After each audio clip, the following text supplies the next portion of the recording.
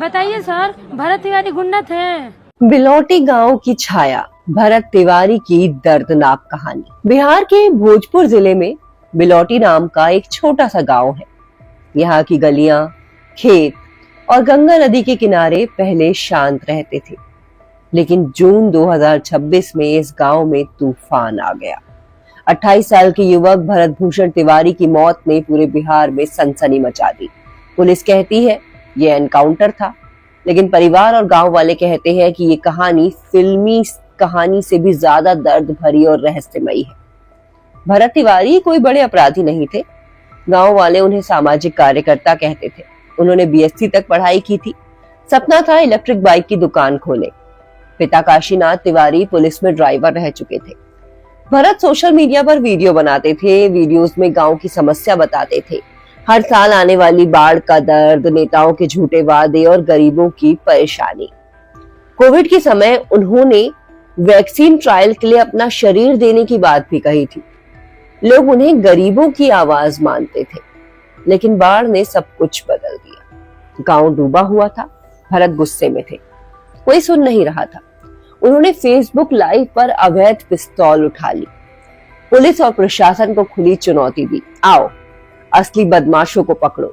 वो चिल्लाते थे, पिस्तौल दिखाते, गालियां देते और कभी सरेंडर की बात भी करते। वीडियो सोशल मीडिया पर आग की तरह फैल गया। लाखों लोगों ने देखा, पुलिस ने भी देखा। उन्होंने कहा कि भरत मानसिक तौर पर परेशान थे और उन्हें मदद चाहिए, लेकिन तनाव बढ़ता गया। 17 जून की सुबह पुलिस बिलौटी पहुंची। जो हुआ वो आज भी एक रहस्य है। पुलिस का दावा है कि भरत ने पहले गोली चलाई, उन्होंने बचाव में जवाबी कार्यवाही की और भरत के पैर में गोली लगी।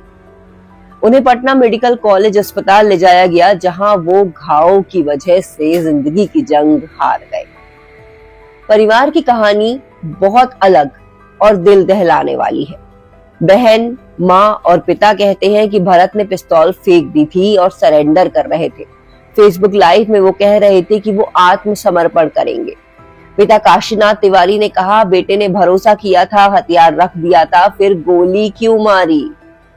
परिवार का आरोप है कि भरत को करीब से कई गोलियां मारी गई, 4 या फिर 5। अफवाहें तेजी से फैली। कुछ लोग कहते हैं कि उनके प्राइवेट पार्ट पर भी गोली मारी गई थी।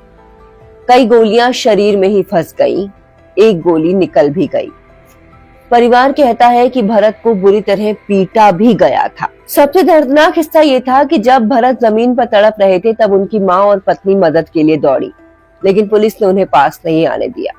करीब 10 मिनट तक भरत दर्द से झटपटाता रहा। परिवार दूर खड़ा बेबस देखता रहा। फिर उन्हें अस्पताल ले जाया गया। बहन जब पटना पहुंची तो काफी देर तक किसी ने बताया नहीं कि भरत कहाँ है। जब ढूंढते हुए अंदर गई तो उसके पैरों तले जमीन खिसक गई। भरत को मुर्दों के बीच लिटा दिया गया था। डॉक्टरों ने कथित तौर पर कहा कि पुलिस उन्हें छोड़कर चली गई। इलाज की कोई साफ कहानी मिली नहीं। ये आरोप पूरे बिहार में बहस छेड़ गए। गांव वालों ने आरा बक्सर हाईवे जाम कर दिया। हजारों लोग इकट्ठे हुए। भरत का शव लेकर जुलूस निकाला गया। लोग कहते हैं कि भरत बाढ़ पीड़ितों के लिए लड़ रहे थे, कोई आपराधिक रिकॉर्ड नहीं था। फिर उन्हें गैंगस्टर की तरह क्यों मारा गया? विपक्षी नेता गांव पहुंचे। आरजेडी ने 1 करोड़ मुआवजा और परिवार को सरकारी नौकरी की मांग की। मुख्यमंत्री ने रिटायर्ड हाईकोर्ट जज से न्यायिक जांच का आदेश दिया। कई पुलिसकर्मी सस्पेंड हुए। परिवार के खिलाफ भी एफआईआर हुई, जिससे आग और भड़क गई। सोशल मीडिया पर अफवाहें उड़ रही हैं। कुछ कहते हैं भरत का पुलिस से पुराना झगड़ा था। 1 साल पुराने वीडियो वायरल हुए। कुछ का आरोप है कि वो बाढ़ राहत में भ्रष्टाचार का राज खोलने वाले थे, इसलिए उनकी आवाज दबाई गई। उनके फोन में सबूत थे। लाइव में वो कहते थे कि मैं पागलपन दिखाऊंगा। वो बहादुर लगते थे, लेकिन परेशान भी। कुछ लोग कहते हैं कि बाढ़ की समस्या से उनका दिमाग तनाव में था। परिवार जोर देकर कहता है हथियार फेंकने के बाद वो खतरा नहीं थे। वायरल वीडियो अभी भी लाखों बार देखा जा रहा है।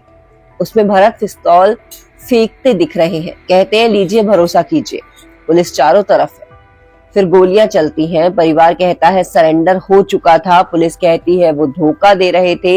इन 2 कहानियों ने बिहार को बांट दिया है।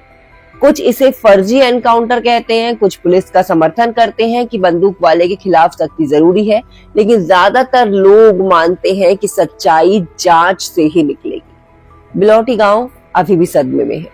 भरत का घर शोक में डूबा हुआ है। माँ रो रो कर कहती है, मेरा बेटा गरीबों का मसीहा था। पिता जो खुद पुलिस में थे टूट गए हैं। बेटा अच्छा करना चाहता था, सपने थे, आखिर ये अंत क्यों? गांव वाले याद करते हैं कैसे भरत बाढ़ में मदद करते थे, पैसे जुटाते, वीडियो बनाते और मरम्मत की मांग करते। अब महापंचायत होने वाली है।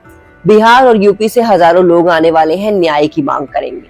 ये मामला भारत में पुलिस एनकाउंटरों की पुरानी घावों को फिर से खोल रहा है। क्या सरेंडर करने वालों पर गोली चलाना सही है? बॉडी कैमरा या स्वतंत्र जांच क्यों नहीं? बिहार में पहले भी ऐसे कई मामले हुए हैं। इस बार वायरल लाइव और भरत की साफ छवि ने ध्यान खींचा। पटना और दूसरे शहरों में प्रदर्शन हुए। तेजस्वी यादव जैसे नेताओं ने जवाब मांगे। कुछ भाजपा नेता भी सवाल उठा रहे हैं। दिन बीत रहे हैं, न्यायिक जांच गहरी होगी, वीडियो गवाह, पोस्टमार्टम रिपोर्ट और पुलिस की कार्यवाही देखी जाएगी।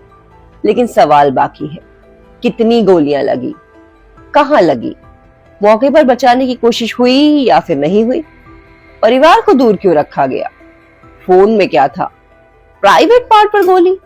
और मुर्दों के बीच शरीर जैसी अफवाहें भावनाएं भड़का रही हैं, लेकिन हकीकत फैसला करेगी। अगर भरत तिवारी की मौत सिर्फ एक व्यक्ति की कहानी नहीं, ये पुलिस और जनता के बीच भरोसे की कहानी है।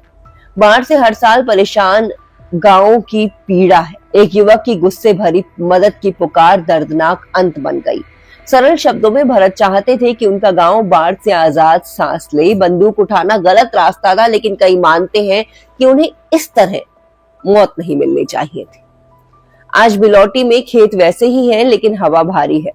लोग मोमबत्तियां जला रहे हैं, वीडियो शेयर करते हैं, उम्मीद कर रहे हैं कि जांच सच्चाई लाएगी और शांति आएगी। भरत की आखिरी इच्छा थी कि उनका शरीर सेना या गरीबों की मदद के लिए दान कर दिया जाए। मौत के बाद भी वो देना चाहते थे। भरत तिवारी की कहानी हमें याद दिलाती है कि बड़ी खबरों के पीछे इंसानी जिंदगियां होती हैं, टूटे सपने, बिखरे परिवार और वो सवाल जो जवाब मांगते हैं। बिहार इंतजार कर रहा है, देश देख रहा है। क्या न्याय जीतेगा या ये एक और भुलाई गई घटना बन जाएगी? समय और जांच ही बताएगी। लेकिन बिलौटी की आवाज आसानी से दबेगी नहीं। उसने सत्ता, पुलिस और आम आदमी की लड़ाई पर गहरी बहस छेड़ दी है।